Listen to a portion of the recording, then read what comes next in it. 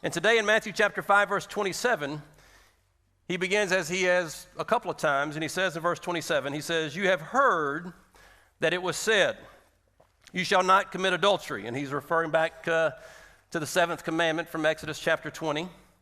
But as he has said on a few occasions already, and he will again, he says, "But I tell you," in other words, the Jesus way, I've got a higher standard than that. I want to raise the bar. He says, "But I tell you that anyone who looks at a woman lustfully has already committed adultery with her in his heart."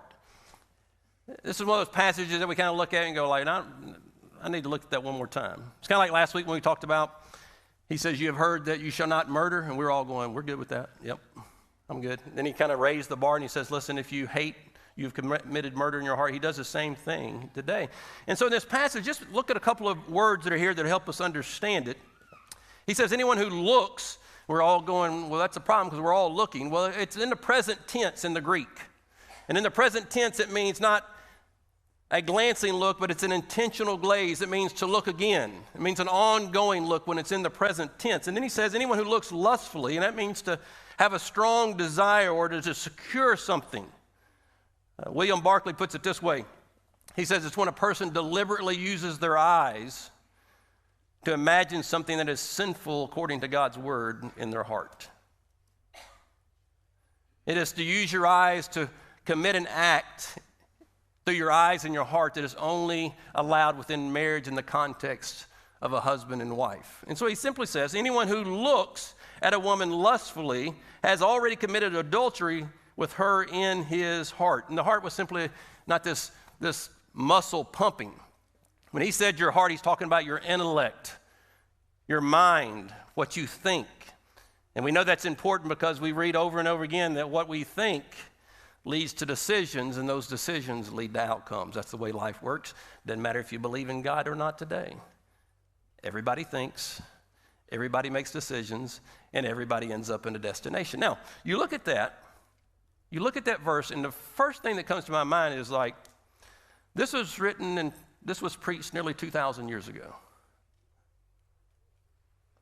And he sounds like he's standing out front talking about it. Because here's what we know when he says, listen, when you think about your eyes and what you see goes to your heart and your heart leads to actions, this is an issue because you can go to a website like Covenant Eyes that talks about pornography, and they give you some interesting numbers. Pornhub, which is a pornography website, in September of 2024 was the sixth most viewed site in the world on the internet. 5.6 billion, as we say in my house, billion views in the month of September. OnlyFans, which is a pornographic site that allows individuals to upload their own material for someone else to pay to see, had revenue last year of $6.6 billion. 61% of people say they have viewed pornography. 78% of men, 44% of women, 73% of teenagers, and the average age is the age of 12 when they start. So you look at all that, and I could go on, and that's way too much, I know. You going to Sunday morning, Jeff? I tell you all that to go, and Jesus says, but anyone who looks at a woman lustfully, and it's not just one way, it can go the other way as well, has already committed adultery in his heart. So Jesus is telling us that what we see, anything we see, he says goes straight to our heart. The place of intellect, the place of desire, the place of passion. He says anything you see goes to your heart. And then he tells us, secondly, that all your actions come from your heart. Those are foundational truths. That hasn't got anything to do necessarily with this, though it is applied to this. That isn't the way life works. You see things, it informs your heart, your desire, your intellect, and out of that intellect, you make decisions, and those decisions lead you to destinations.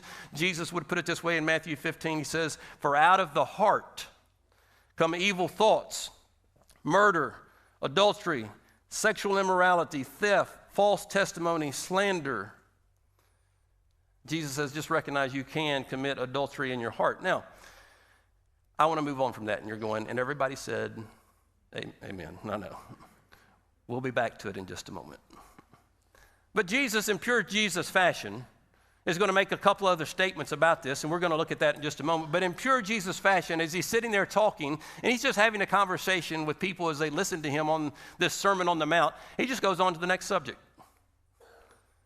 And so then he says this, it has been said. He's a preacher because he keeps on repeating himself, right? That's what you're thinking. It has been said, anyone, in verse 31, Matthew chapter 5, he just moves on to the next topic. He says, it has been said, anyone who divorces his wife must give her a certificate of divorce.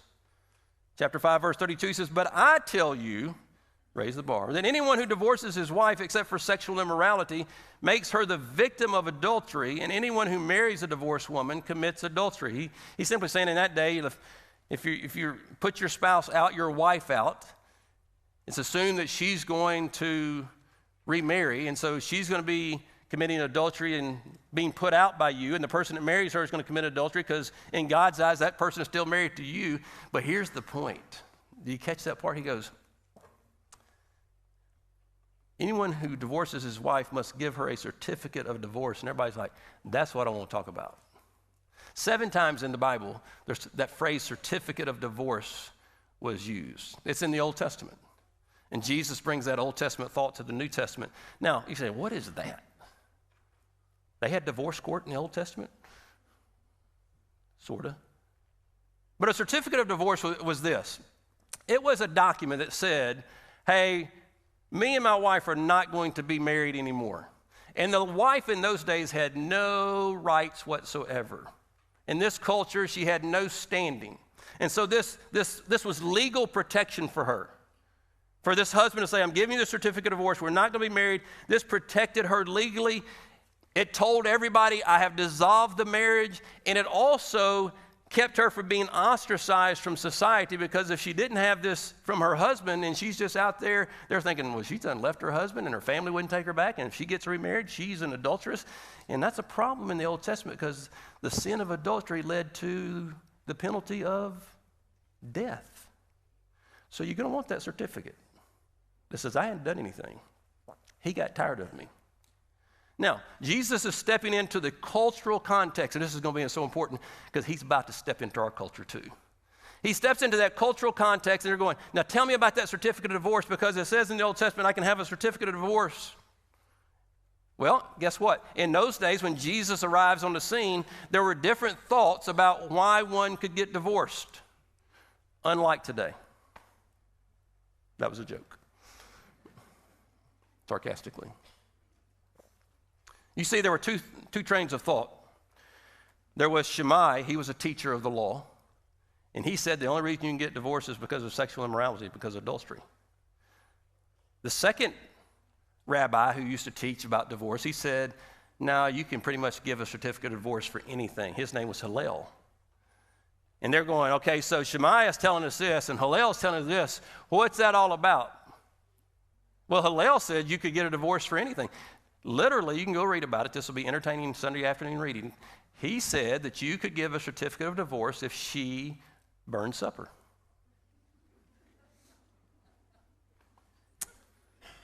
And just be careful how you bring that up.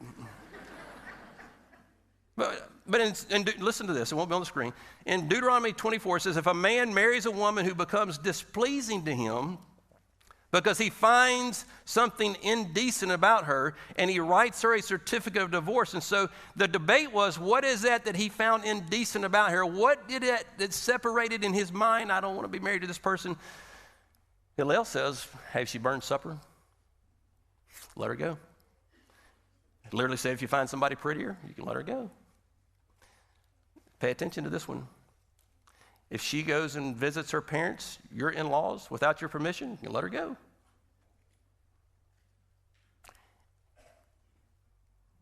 If the in-laws move into the same city that you live in with your spouse, you can let her go. Easy now, easy. Now we're getting a little more relevant now, isn't it, right? You're like, I knew that wasn't a good idea when they moved here. Now you're thinking it's biblical. I'm trying to think of some others. This is a good one. If she talked to another man, he could divorce her. There's no conversation.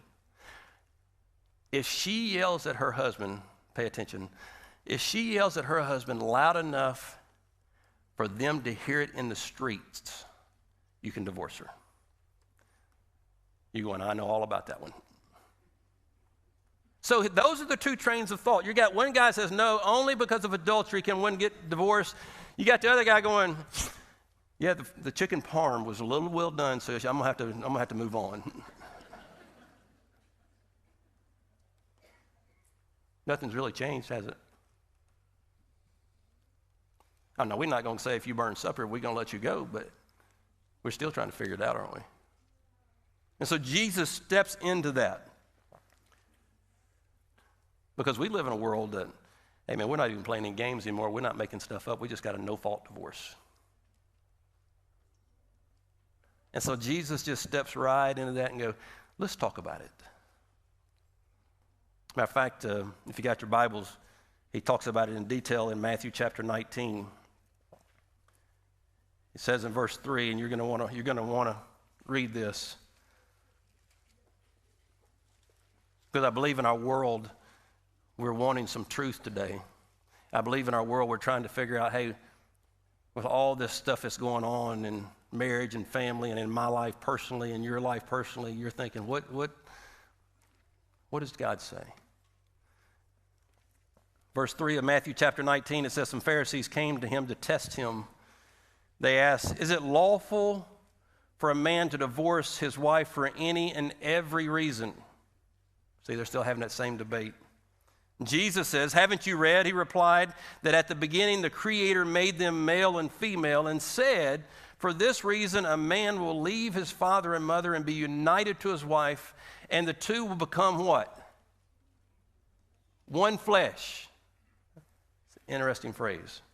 So they are no longer two, but one flesh. Therefore, what God has joined together, let no one separate. Verse 7, we still got questions. Why then, they asked, did Moses command, he did not command, he permitted, that a man give his wife a certificate of divorce and send her away?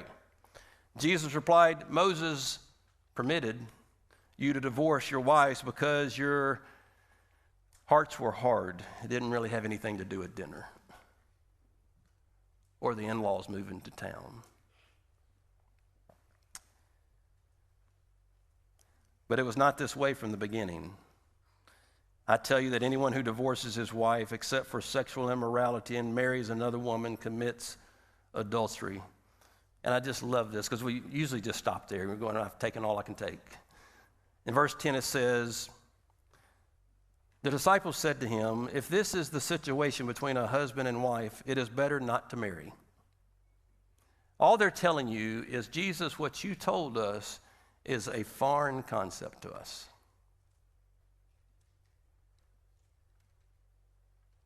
And Jesus, what you just said, it's becoming a foreign concept to us.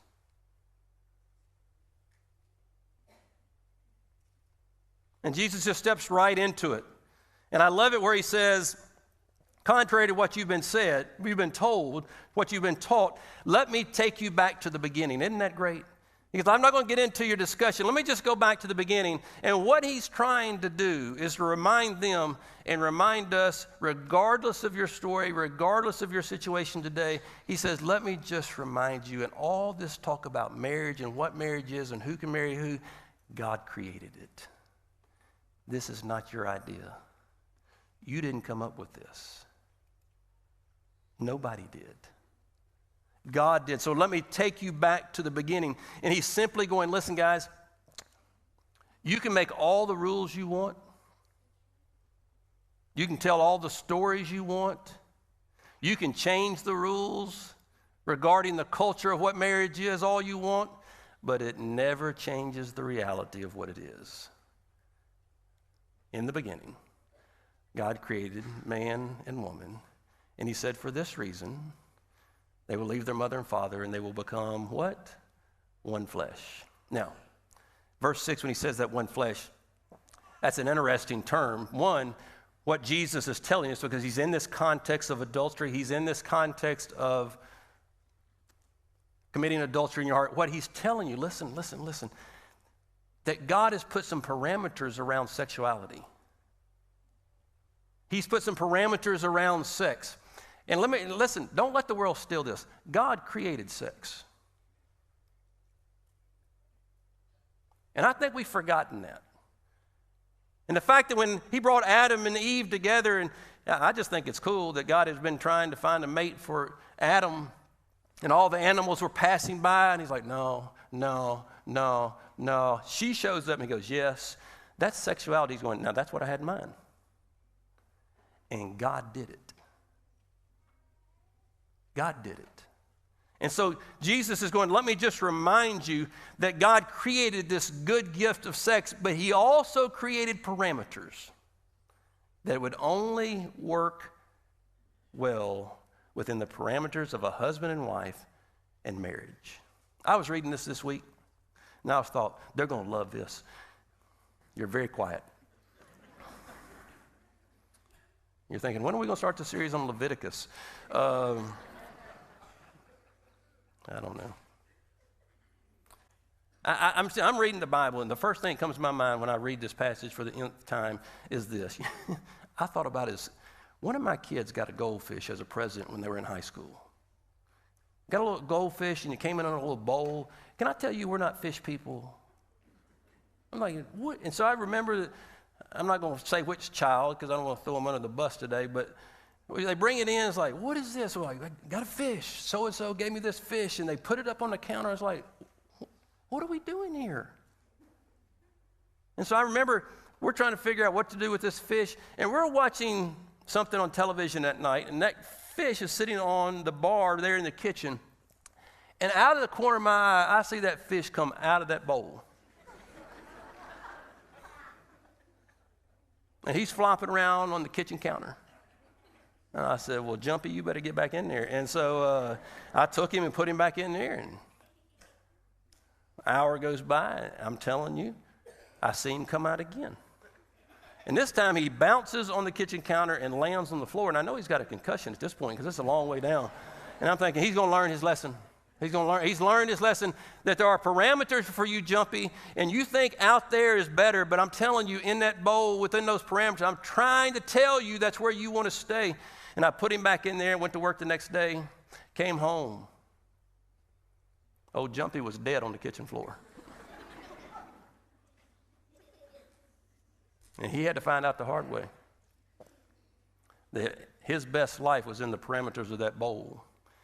See, everybody is going to learn in the school of wisdom or the school of consequences when it comes to sex and sexuality and marriage. The school of wisdom says, in the beginning, God created. I think I'll go with him. It's his idea. I'll do it his way. Or in the school of consequences, you have to learn it's best within the parameters that he set. You see, when he said one flesh, and he said, I want to go back to the beginning and there's one flesh, they're all thinking the same thing we're thinking. That sounds permanent. Usually when I teach on this, I bring two pieces of paper that have been glued together and I tear them apart, and they don't come apart. A piece of this one stays on this one, a piece of that one stays on this one. And what he's basically telling us is that marriage and sex is a life-uniting act, and it says, it doesn't really matter what your friends tell you. You say, man, you need to leave him. You'd be better off without her. The question that Jesus is trying to get them to think about is the same question he's trying to get us to think about. How do you take one and go back to two? Andy Stanley says it better than anybody. He has that ability. He says the question that they were asking was, is it permissible? Is it permissible? And Jesus looks at them and says, I'm not even sure it's possible.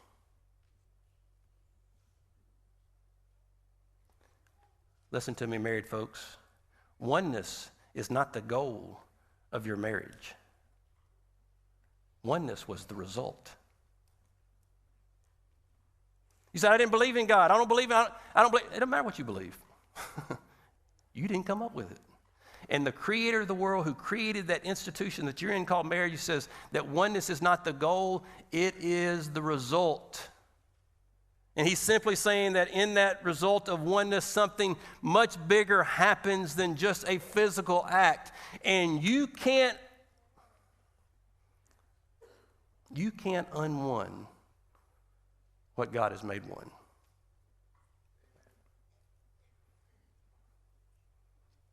And there's some people here today, if they were honest, and they would love to talk to some of the rest of you,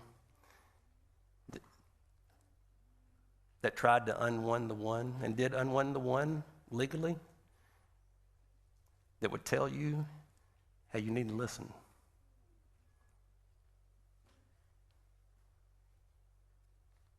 Because I don't even think it's possible, regardless of what's permissible.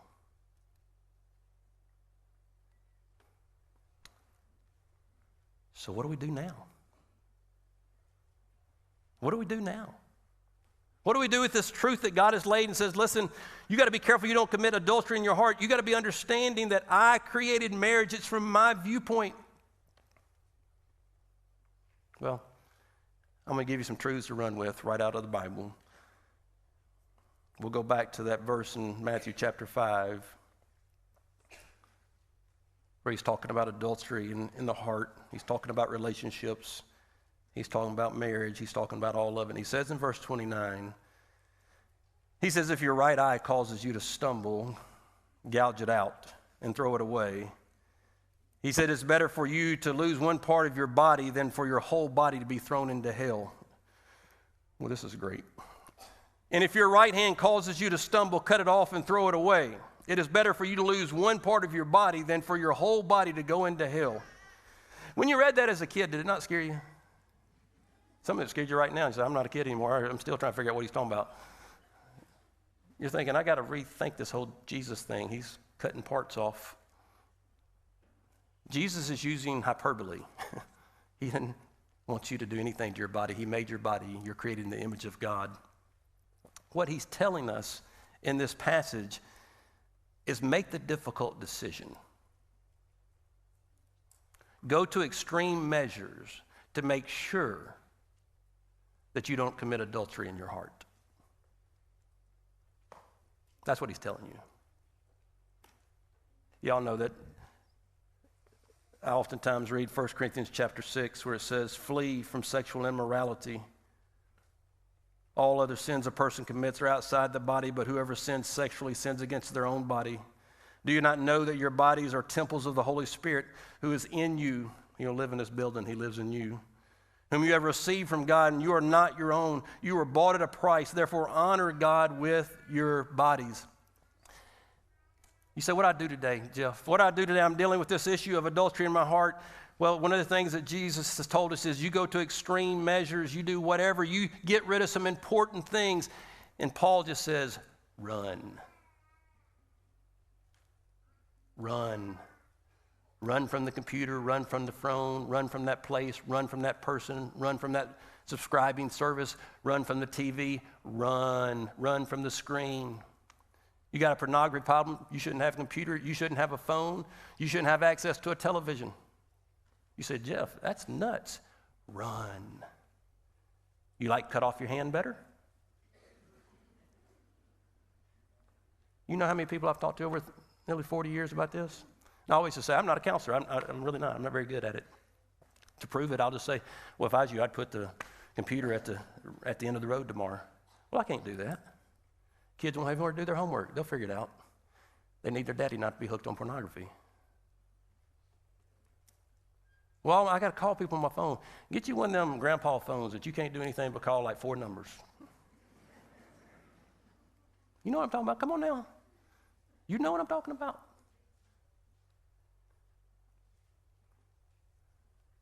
Take the step. Second thing is this.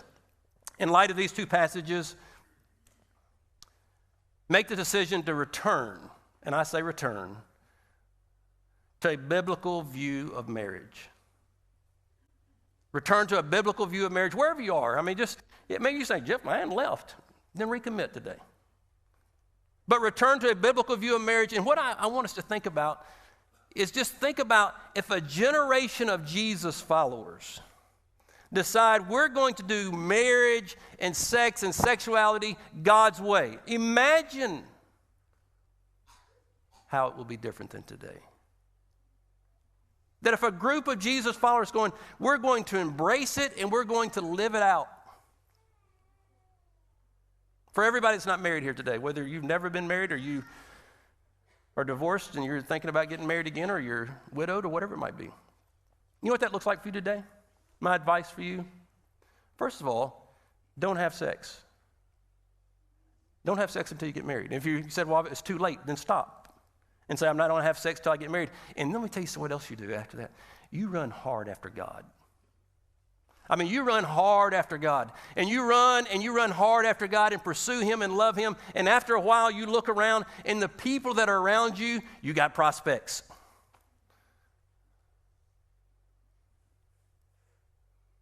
And if the Lord leads, you marry one of those individuals that is close to you after you've run for God for a long time. And then, novel idea, stay married forever.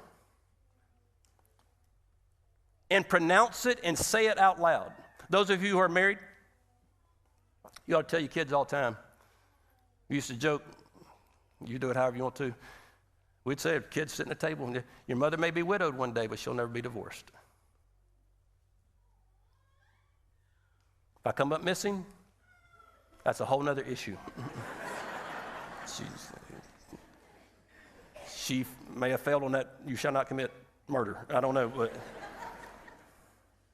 But we used to tell our kids when they were little, because you know what? When they were little, guess what? 50% of all their friends' parents were getting divorced. They're going to school. They're trying to figure out who's picking up who, and then they come home and go, is that going to be my world? And we'd sit at our dinner table, and Joel would cook dinner for us every night. We'd eat together every night from they were little till they went off to college, and we'd go, just heads up. We'd be talking about everything. Oh, by the way, guys, I just want you to know, we will never be divorced. Proclaim it. Proclaim it. And simply go, Jesus, everybody in here, I don't care what your status is, you have the ability today to say, Jesus, I embrace what you say about marriage. Period. Third thing you do is after you run hard and you return to a biblical view of marriage, simply today, confess where you haven't lived up to the standard. Whether it's an adultery in your heart, whether it's divorce, whether it's in your marriage, whatever it might be, regardless of the details, regardless of your storyline, you know. And so just you and God, you ain't got to tell anybody. It's you and God going, I want to confess, God, I have not lived up to your standard. It will liberate your family. Some of you are in second marriages and you got blended families, and there's a lot of tension. Come on now. About to get personal for about 60 seconds, and I'm out of here. And you're trying to blame everybody for that tension. It's her kids, it's his kids, it's my first wife, it's my first husband, it's my friends. And all you need to do today is just own it. Own it. And say, God, and this is where I am, and this is the situation I am, and God, but I ask you to forgive me, and I want to affirm, I want to rewind, and I want to own it where needed, but God, I want to admit I embrace today what you say about marriage, what you say about sexuality. God, I ask you for grace, and here's what I want you to do, is I want you to go live in grace. Quit carrying the baggage.